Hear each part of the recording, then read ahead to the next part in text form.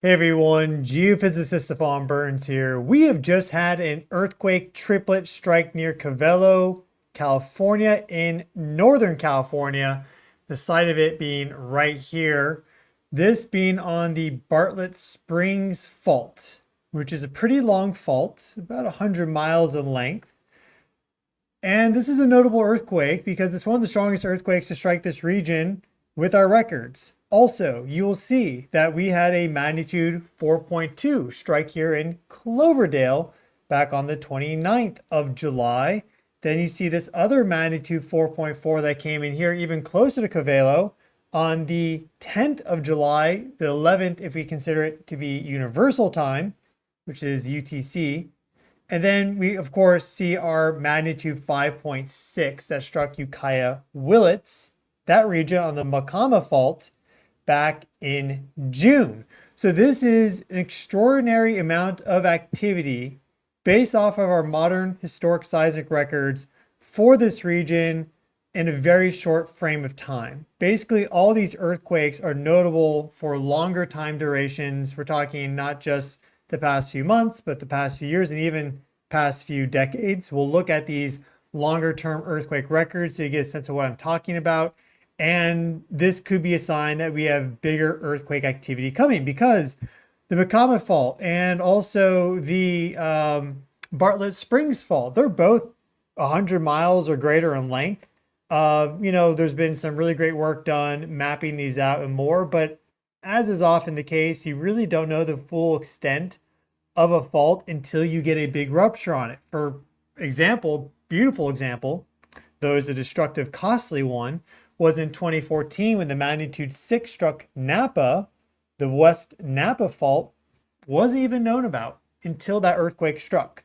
Caused $1 billion worth of damage. It was a big earthquake. Napa has geology such that the seismic shaking can really just get amplified. I did a huge seismic survey across Napa back in 2020, 2021, and 100 plus surveys, so I know the geology there quite well.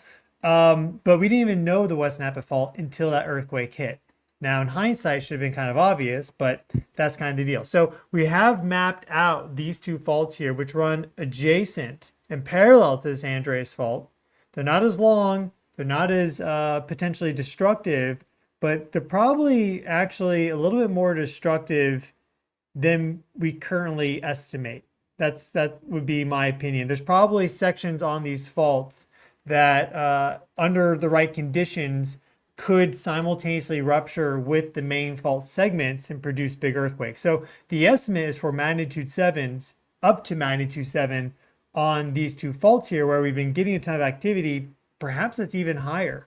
So quite a bit to cover in today's video. I'm going to run through the data, what's been happening with these earthquakes, what type of earthquakes they are, look at the historic record, and also forecast out a little bit of just what may be coming, because this is the sort of activity that we look for in terms of more precisely nailing down a bigger earthquake soon to arrive, because usually big earthquakes have preliminary activity that gives them a heads up. Not always. A good example just recently would be the earthquakes in Venezuela, magnitude 7.2 and 7.5.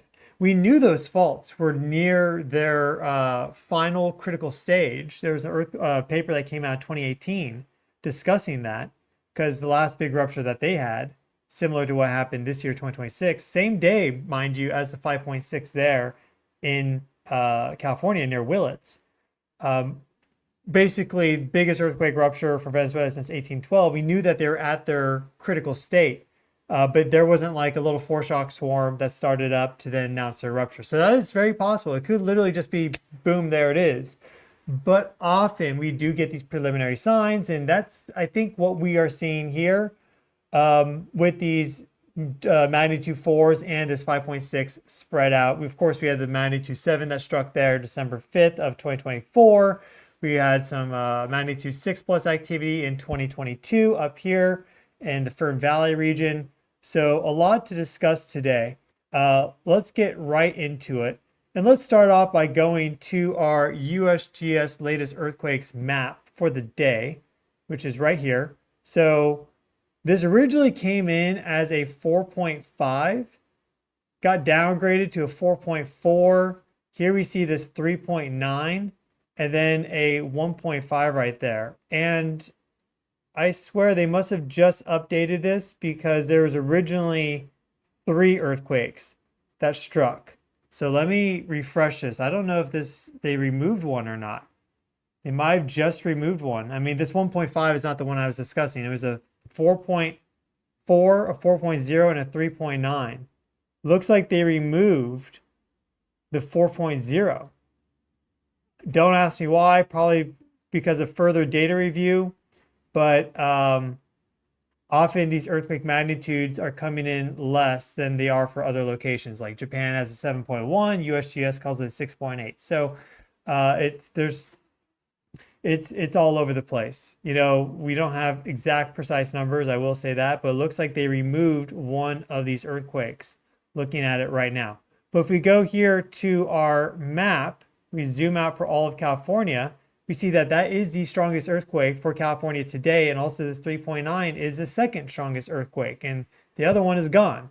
Now, if we look at our strongest earthquakes for the day overall, we see that we've had this 6.3 strike north of New Zealand. Just recently in a live stream, I discussed in length how New Zealand's been having increased earthquake activity, so that's an area to watch, especially if, of course, you live there.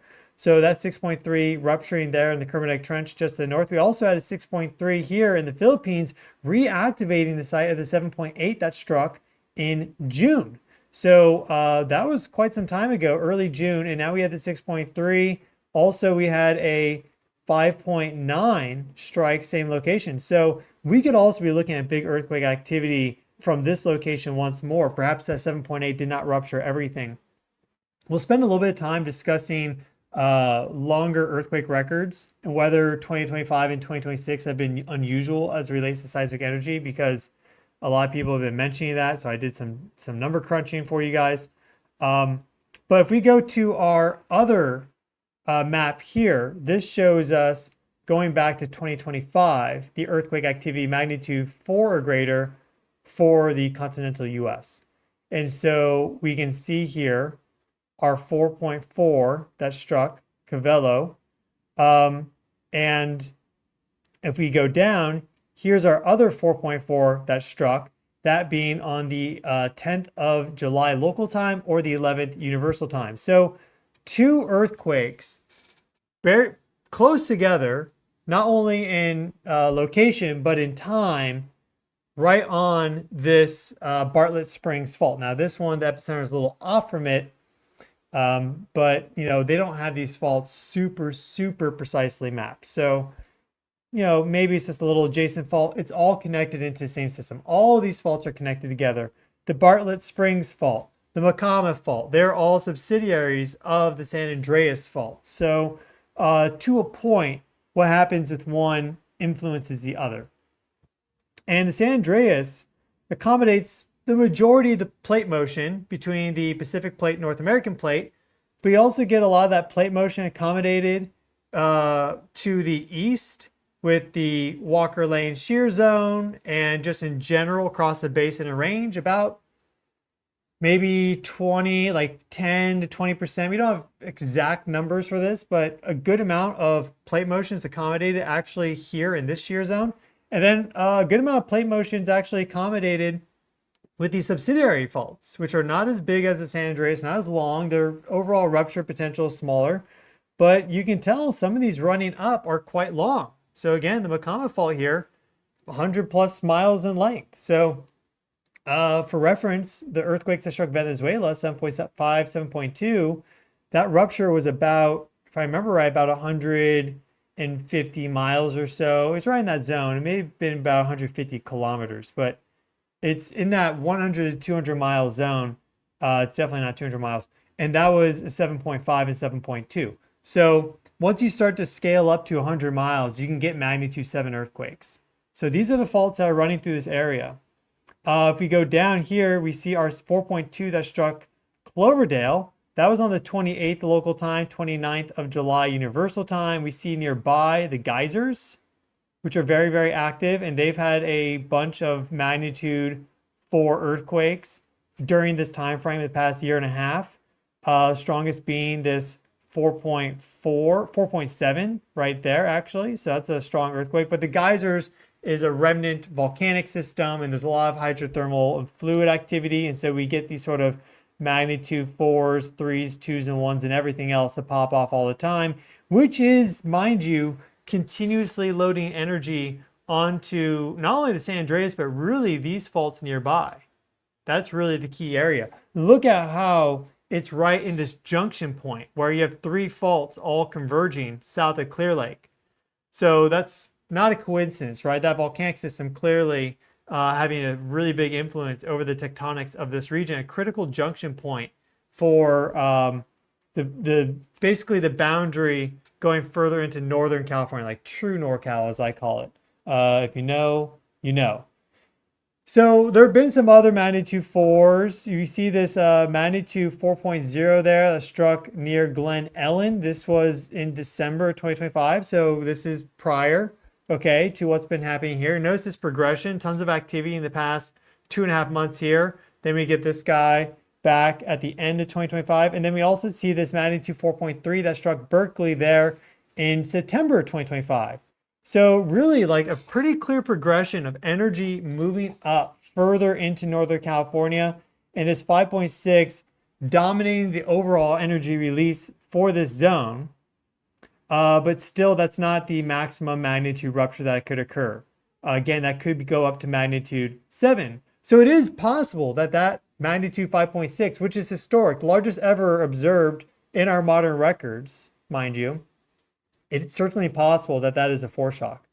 Foreshocks aren't necessarily just 1 or 2 days before the main shock. They can be a few months before, even like a year or 2 before. They're starting to push it. But this very well, we are still in that range where this could be a foreshock for, let's say, magnitude 6.7. And that would be highly destructive if that was to strike. Thankfully, the population density is quite a bit lower in Northern California than it is for a lot of other places in California, like the SF Bay Area, of course, Los Angeles, San Diego, etc., Central Valley. But there are still a lot of people there. And interesting to point out, this 5.6 is that reports have come in that there's been a bunch of new spring activity. So springs that were dry all of a sudden now are flowing with water. Wells that had fairly good production before are now like really having a ton of production. So this was a clear shift that influenced the groundwater and the water table and open up new avenues and fractures for that to come up. And now we're seeing this outpouring of water hit Redwood Valley. So that's interesting. Now, if we go to our longer view here we have our data going all the way back to the year 2000. All right, so this includes quite a lot of earthquakes. We see the largest magnitude being the 7.2 that struck Mexicali and a 7.2 that struck here in the Juan de Fuca plate, the Gorda plate zone. So you notice that's on both sides of California, right at the border with Mexico. And then right there beyond the triple point, right off the coast of the furthest most point of California. And then we have our 7.1 ridge crest there, fairly close to the Garlock Fault. Right there. So that loaded a ton of energy on the Garlock Fault. Some estimates are that the Garlock Fault's been loaded with 30% more energy now, and it's critically overdue. We saw some activations on the Garlock Fault as we discussed. This 4.1 Fraser Park there, some earthquakes near Johannesburg back in July. That was definitely something to pay attention to, but things have quieted down since. But if we go back to this region here we see the geysers with all their magnitude 4s and even a magnitude 5, it looks like 2016 magnitude 5 due to hydrothermal activity. So you see that area is super active. But if we go down here to our Cloverdale earthquake, 4.2, the recent one, here are the other 3 earthquakes that have struck, all in the year 2000. Okay, so 4.2, 4.3, 4.6. And those are all in January, within about a week of one another. So we have another one down here, a 4.0 in 2003. So you see that this is the first earthquake to strike this region, magnitude 4 or greater. You know, we're not showing the lesser earthquakes. Magnitude 4 or greater, first one to strike in 23 years. Okay, so that in and of itself is notable. That's different than the geysers, right? The geysers are their own thing. Of course, they're influencing this, but they're their own thing. This is on its own fault system. Then here we see our 5.6, right? Again, historic for the entire record that we have. 4.2 there in 2020, 4.3, 2019, 4.1, 2006. And then here we see an aftershock, 4.4, actually a foreshock of 4.4 in January of 2026. So we can see how that is notable in and of itself. And 2 of these earthquakes occurring this year, only 3 for the other 25 years. And this year isn't even fully over yet, right? We're only 8 months in. If we go here, we see some further earthquakes up near Laytonville, this one being there in 2024, 2016, 2017, further off into this big mountainous block there where we don't really get too many earthquakes. And if we go here to Covelo, here we see a 4.4, the one we've been discussing, that popped off early January. Here's a 4.1 from 2021. And here is our 4.4 from this year as well, the one that occurred today, along with the 3.9. So look at that. In that region, the only earthquakes we have been in the past 5 years, and 2 of them just within the past month.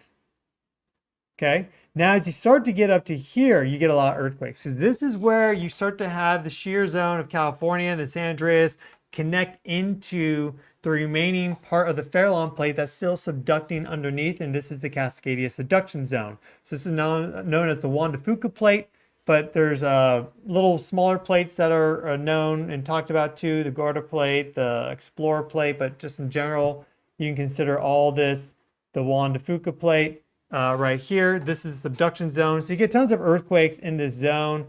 You'll notice our strongest for this map area is this 7.0 that struck December 2024. So that's just right before 2025. So we did have that big release of energy there.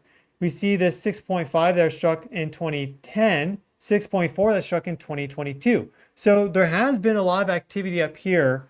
And basically, we've had a lot of activity up near the triple point, and we've had a lot of activity further to the south, Ridgecrest, and then Mexicali. And we've had the magnitude 6 here in Napa 2014. In between, the most notable earthquake is that 5.6 that struck this year, just about 2 months ago, not even 2 months ago. So this really does appear to be building up to something. Of course, you'll see tons of other magnitude 4s, and we have like this 6.5 that struck in 2020, 6.0 2021, that's Ridgecrest. Actually, you notice a lot of these earthquakes in this record are clustered around the recent past 10 years. So if there was time, like if something was to happen, it's probably going to happen sooner rather than later. That's the point I'm getting to. So I do consider these important data points. They're not necessarily guaranteed confirmation that a bigger earthquake is coming, though eventually something will rupture. At some point in time in the future, geologic time sometimes becomes human time. Like sometimes they converge, but it could be 100 years from now that we get a magnitude 7 to strike the Maacama Fault. Maybe it's 200 years from now that the Bartlett Springs Fault ruptures with a 6.8 or something. It could also be a lot sooner than that. So that is what we're seeing. Here we see our fault map for California, and we see that these faults run up, and we see also how they interconnect to each other. So this is the San Andreas right here. Near Santa Rosa, you get multiple faults to start to connect in. So we have the Rogers Creek Fault right there, as you can tell. And then we have this other fault system here, the Maacama Fault zone, right? And we have some of these intermediate faults in between, Alexander Redwood Hill Fault. So this is a whole sheared up area right around Santa Rosa where there's big faults interconnecting together. And that is the type of feature that you'd probably want to see if you were going to have a simultaneous rupture across both faults, because that's possible. So you could even get a bigger earthquake to strike if it's able to somehow simultaneously rupture both these faults, Rogers Creek and Maacama, then we could get up to maybe 7.5. Like, it's certainly possible. The bigger the fault rupture sequence, the bigger the earthquake can be. Now here we see running up the Bartlett Springs Fault. Okay, so there it is from Clear Lake going all the way to about Round Valley Reservation here. That's all the Bartlett Springs Fault system. You know, it's multiple traces and more. If we go down, we see it connects into this Berryessa fault system. And so then that goes all the way down past Berryessa and then eventually connects into some of these other faults. So there's just in general a ton of faults in Northern California, all running parallel to San Andreas. And while there may be a ton of loading energy that's loaded onto San Andreas, often these guys need to rupture because they've been building up strain. They've been building up a lot of stress. The Bartlett Springs Fault slips about 1/4 of an inch per year.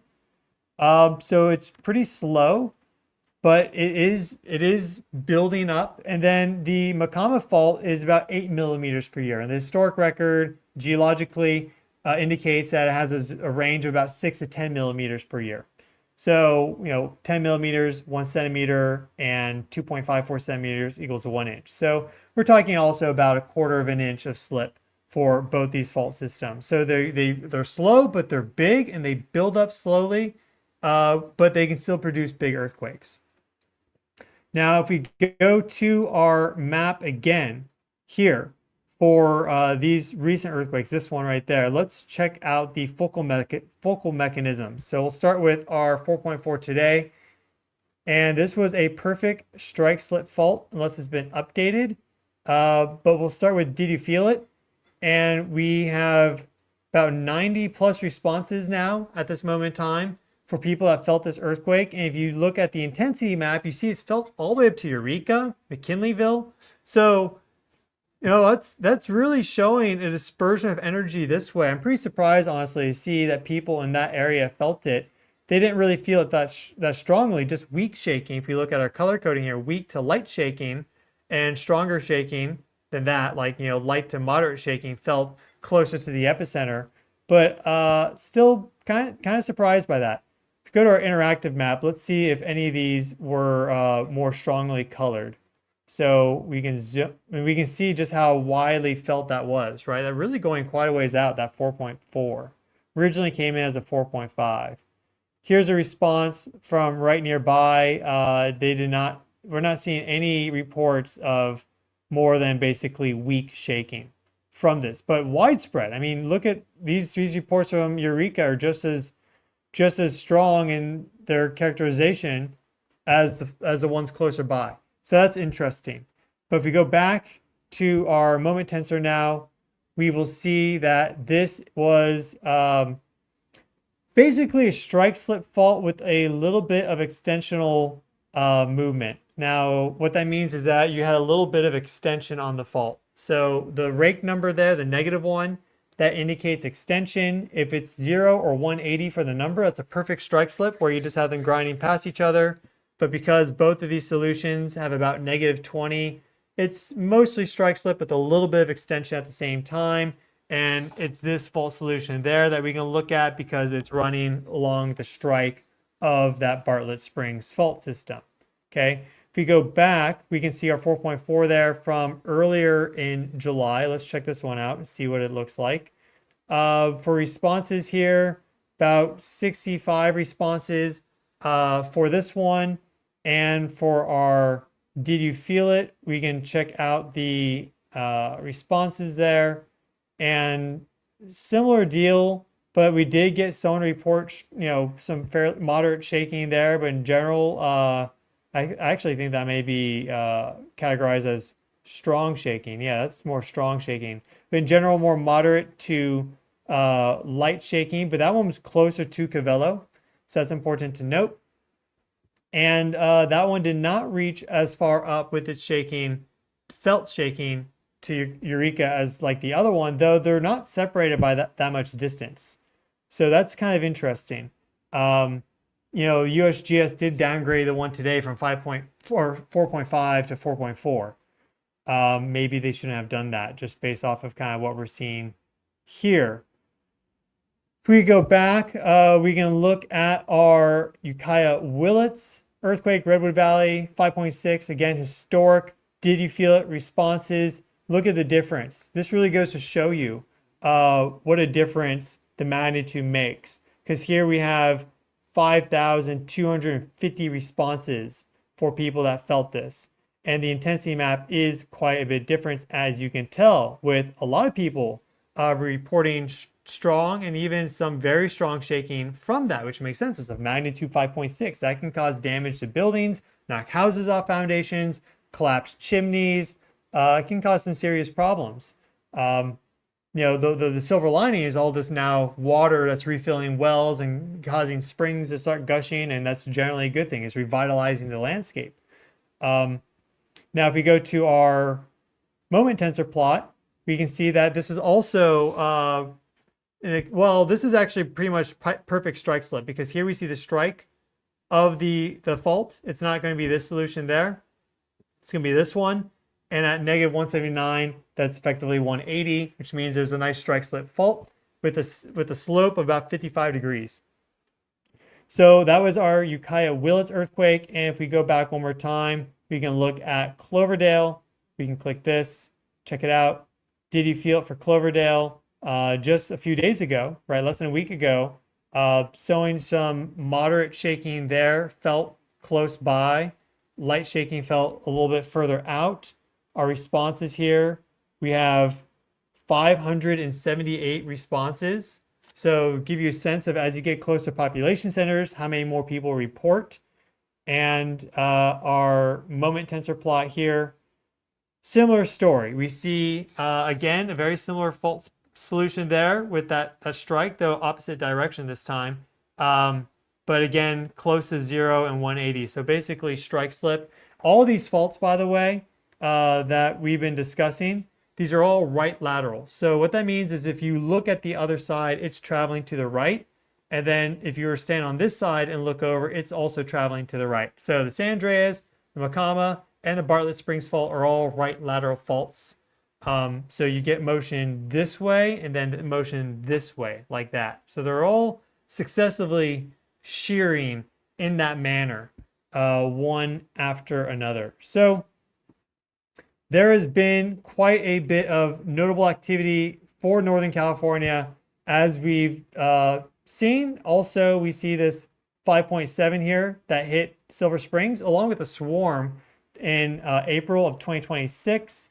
If we go a little further out, we see our 5.0 that struck Texas in July. We see our 6.0 that struck Baja in June. Our strongest ever earthquake to strike the Gulf, 6.1, like in the Gulf, 6.1 in June. Here we see our 7.2 and 7.5 doublet that struck Venezuela, same day as the 5.6 that struck Napa, or sorry, not Napa, Willits in NorCal. And then we see our 7.3 that just recently struck Mexico. So tons of activity that's been notable in California and also primarily outside of California, which is really interesting. Here we see a visualization for that 7.3 Mexico, and we see these seismic waves propagating up across North America. So all that energy loads into faults too. Keep that in mind. You know, that's 6.1, the 7.5, 7.2. This is all loading energy into these California faults. And then tons of activity at that triple point loading energy into the interior of California. At some point, it's got to go. It's only a matter of time. At some point, it just has to go. And that's the question everyone wants to know, is when is it going to go? And that's hard to answer, but it's going to be fairly soon. I think it's going to be fairly soon. I mean, I can't say it's going to be fairly soon definitively, but there's about a 35-year periodicity that exists in terms of earthquake rhythms for California, where you get surges and then you get decreases. And we are right now still within that overall surge, right? Ridgecrest, 2019, Napa, 2014. So we're still in that window. We're starting to start to go down, but we're more likely to get a big event soon rather than, let's say, 15 years from now. That's still possible, but statistically, we're most likely to get one before the end of 2030, and maybe more than one, right? The 5.6 is already notable, but I'm talking magnitude 6, magnitude 7 earthquakes. San Andreas is super overdue. It's ready to pop. So when is that going to happen? That's a good question, but it's ready to rock and roll, to keep it very simple. Now, I do want to show you the earthquake swarm that struck as a result of the 5.6, because this is really quite notable. So let me put on all earthquakes 2.5 and greater for the area in question, and we can give this a look. Here it is. And then we are going to answer some questions really quick, and then I'm going to sign off. So here we see the site of our 5.6, and not too many aftershocks, right? Here's the 3.8, 2.6, 2.5, 2.6. If we switch this to all magnitudes, so we'll go magnitude 0 for our base. Let's see what pops up. Of course, I have to update the imagery every single time. Oh, it exceeded the threshold there. So, you know, often when you get a quake and it is the earthquake to rupture a fault basically fully, you will get a swarm. The fact that we just had that 5.6 and just a few little aftershocks could indicate that, in fact, it's a foreshock. That would be more in line with it being a foreshock than it being like the main sequence. So it certainly could be, but considering how overdue these faults are, and it didn't have like a nice swarm of release afterwards, like it really opened up and liberated that fault, right? And just, you have a whole bunch of fracturing now and micro events. It didn't cause that. So it's interesting. Very, very interesting. So let's check out what's come in. Just a few things here. Some quakes never even hit the charts. Yeah, you have to look through the historic records if you want to get all the big historic examples for California, the United States. USGS doesn't have records for everything, unfortunately. For some reason, there's some pretty notable quakes that aren't even in their catalog. Don't ask me why. So thank you for the super thanks. And Sophia, thank you for being a member. Joseph, thank you for the super sticker. And Alex, we have a question here. In your most honest opinion, would you believe the rest of this year into / through 2027 and the next several years are going to be highly energetic geologically, climatically, geopolitically, and beyond into the outer cosmos? Yeah, it seems so. I mean, we've been reporting on that, tracking that. I think it's really started in 2025. I think we have some room to go. That actually reminds me to show you this this data that I crunched today. And so here we see our cumulative global seismic activity level going from 2020 to now, August of 2026. And so you'll see a few things. You'll notice that we had 3 magnitude 8+ quakes strike in 2021. We've only had 4 megaquakes strike in this entire time frame, okay? So we see these 3 megaquakes strike. This one there on the 4th of March, 2021, that's a magnitude 8.1 Kermadec Trench. Then July 29th, magnitude 8.2 Alaska, also 2021. And then just shortly afterwards, 2 weeks later, a magnitude 8.1 in South Sandwich Islands. Interesting to note that then the next follow-up, the strongest during this entire time frame, the magnitude 8.8 that struck Kamchatka, is the same date as this 8.2. So wouldn't it be something if we get another megaquake to strike on August 12th, which is when we have the total solar eclipse? That would be wild. We remain with bated breath to see if that occurs. It's possible. You know, who knows? We'll find out. But if we look here, you see that as a result, 2021 was very active because the way energy scales, look how much more energy this is. This is terawatt hours. We're really scaling up as we go into these magnitude 8s. And this right here is magnitude 8. So go across, you see that these are the only magnitude 8s. 2021 with 125 terawatt hours of cumulative seismic energy. This is all earthquakes magnitude 5 and greater. If you look at 2025, 334. So not triple, but close to triple the amount of the second highest year, which is 2021. And look at the other years. I mean, you have 2022 there at 28.83. We're already at a higher value for 2026. 2024, even less at just 22 terawatt hours. So we're not even done with 2026. We still got like August, September, October, November, December. We still got 5 months left. And we are already exceeding the cumulative seismic energy release for 2024 and 2022. And actually, we're more than 50% above 2024. Here we see 2022 very clearly, right? Very low activity overall. These are 2-week bins here. So each bar represents 2 weeks. And here's 2024. We had a little bit of a resurgence there in terms of global activity, which is mostly in 2023, but really it's mostly centered right here. But 2023 wasn't like necessarily an exceptional year compared to 21 or 25. And here's where we are now. Look at how active we've been since Kamchatka. And even leading up to it, we started seeing this ramp up of activity, most notably the 7.7 that struck Myanmar in March, and then the 7.6 that struck the Cayman Islands or near the Cayman Islands in February. But we've just had tons of activity since then, as you can tell. So are we seeing more seismic activity globally now? Is this a notable time period? Well, 2025 was one of the strongest years on record. And as it relates to our recent time frame, yeah, the past year has been big, right? Going back to last July, so the last year has been very, very active. And coming out of 2022 and 2024, it seems quite a bit elevated, right? Because look at how depressed it was in 2024. I mean, this is right here, 7.5. We only had basically 2 weeks where there was cumulative value of 7.5. It was super low in 2024. And then things just exploded in 2025 and they remain elevated in 2026.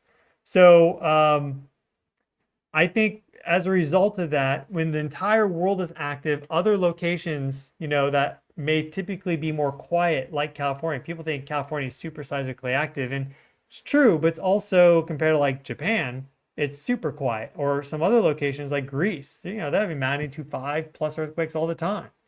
That's pretty, we're having to report on magnitude 4s here because magnitude 5 plus is notable. But everything has to balance out eventually. Eventually, Cascadia is going to pop off with magnitude 8s or 9s, right? Eventually, California is going to have its next big one. Eventually, these faults that run adjacent to San Andreas are going to pop off with mid-magnitude 6s to 7s. Eventually, the part of the San Andreas that's taken the longest to rupture, which is this southern segment, hasn't ruptured in like 220 plus years. Eventually, that will rupture with a big magnitude 7.5. It's all just a matter of time. Is California going to sink into the ocean like some people speculate? No, not really. Doesn't mean it's not going to eventually get some big earthquakes. So that is your update for today. Thank you all so much for watching, everybody. I've been your host, Stefan Burns, geologist, geophysicist, space weather guy. Please smash that thumbs up button to help the channel grow. Subscribe to stay up to date. I cover everything as it relates to earthquakes, volcanoes, severe weather, geomagnetic storming. So basically all the important energetic stuff that happens here on Earth, but we also look at what's happening with the sun. So solar activity, space weather. We look at the solar system, planetary alignments, and planetary geometry. And we also go interstellar, cosmic, and more. I release video updates almost daily. So if you like the sound of that, then please subscribe.